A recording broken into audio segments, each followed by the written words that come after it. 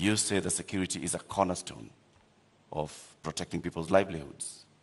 Why has the government of Kenya, in which you've served as an assistant minister, as a minister, as a deputy president, been unable to secure the people of these counties? I quite agree with the feeling of many Kenyans. In fact, it's yesterday. It's not even last week. It's yesterday. I was in Elgeyo Marakwet, and one of the leaders there told us we have buried 114 people in that neighborhood. So it is indeed a live and serious matter. You have seen me in when we came into office in 2016.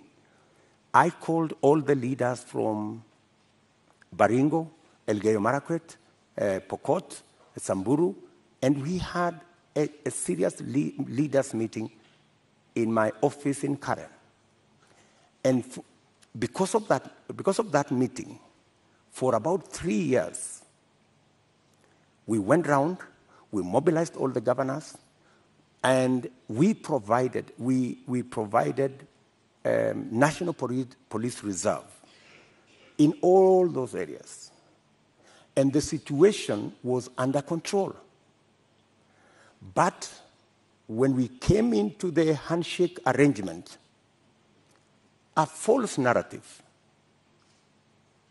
very unfortunate false narrative, was rolled out that, all these National Police reservists in Elgeyo Marakwet, in Baringo, in West Pokot, were actually a militia that William Ruto would use at some point. And all the National Police Reserve were withdrawn. A very reckless act. And with the withdrawal of the National Police Reserve, the situation went south. And that is why I was saying yesterday in Elgeyo Marakwet that we will do whatever it takes. And today, there is a program to build security outposts. And I'm saying, whatever it takes, even if it means bringing the military and military installations to support the police in some of these areas. In fact, you just reminded me, yesterday I overflew a huge tract of land where 3 years ago I was standing there and it was all maize. Yesterday, they haven't planted there for the last 3 years because of insecurity. So insecurity is not only causing our children not to be in school, it is causing starvation, it is causing death. Yet, people want to treat it casually. But Honorable Let me Deputy tell you, President, let me just allow in me the to- last 3 years, Mr. Deputy President, you have not spoken out about the issue in Kerio Valley. You have not said anything about the killings that have been taking place, like they told you, 150 people buried this year. You spoke about it only yesterday. Where have you been in the last 7 I have months? always been there. In fact, if you go and ask those people in those regions, I have always been present. We have buried many of those people with our own money. We've taken many of those people to hospital with our own money. I have deployed my personal resources to deal with that situation because I know it was a political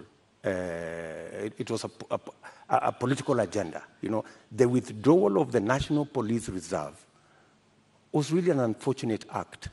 But because it was intended to punish William Ruto, you know, never mind that many people lost their lives, is a real tragedy.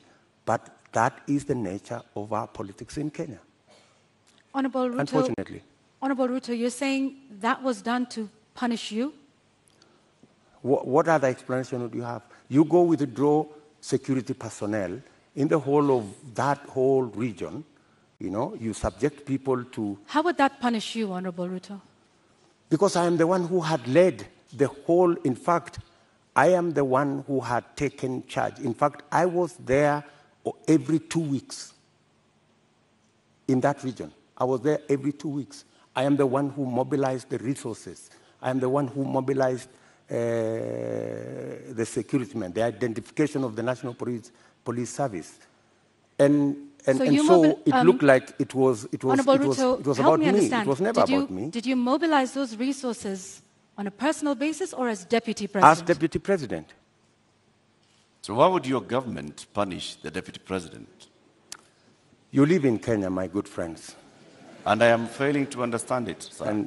And you know... Are you telling the people of Kerio Valley that 150 of them have been buried this year alone just because a government is punishing the deputy president? Not just that.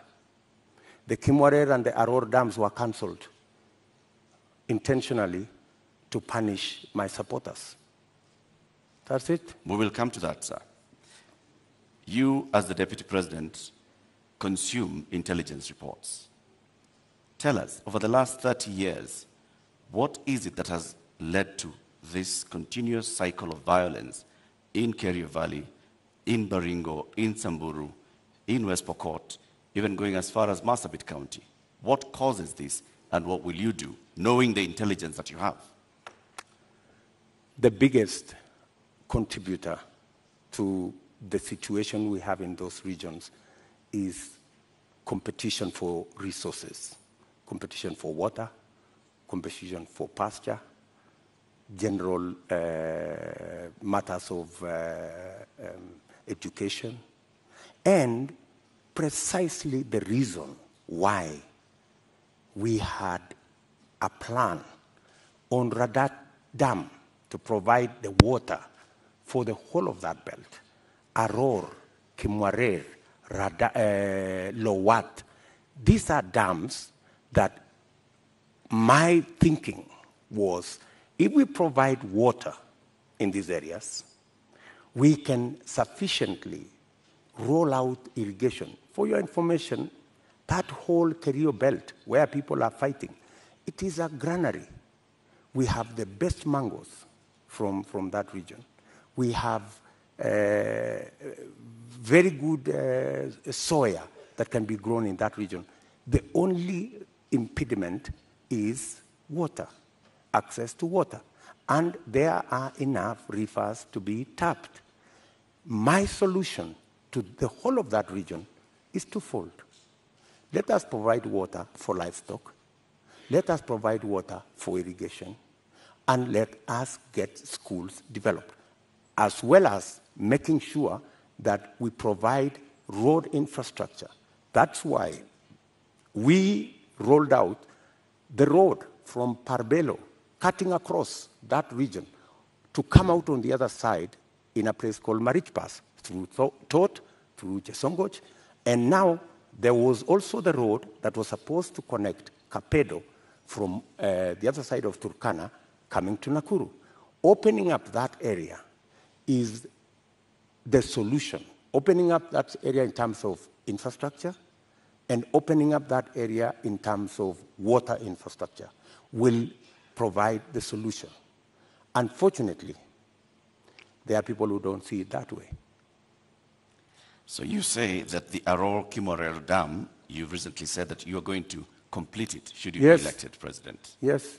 Why did it fail? I will. Yes, I will. It didn't fail. It was made to fail. I mean, let me tell you.